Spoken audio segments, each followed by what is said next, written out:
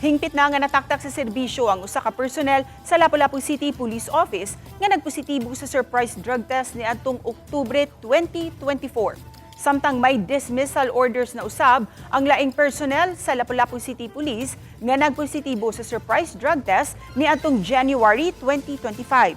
Sa pikas bahin, nagpadayon pa ang investigasyon sa laing tulo pa ka mga personnel nga nagpositibo usab sa surprise drug test sa nagkalain-laing mga buwan sa tuig 2025. Matud ni Police Captain Edsel Peticio, Information Officer sa Lapu-Lapu City Police, nga buot makasiguro ang Philippine National Police nga way ni usa sa ilang mga sakop ang nagumod sa gidiling drogas. Hinungdan nga gimando sa ilang uluhang buhatan nga kaduha sa usa ka tuig mapaubos sa mandatory drug test ang matag usa kanila.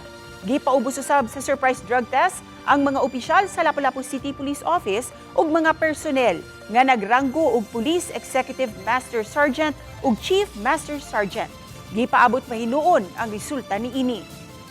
As part sa internal cleansing sa ato ang kapulisan, ma'am, nagipangingusgan gyud sa ato ang national command ang pagpahigayon o drug testing sa ato ang mga personnel twice a year, ma'am.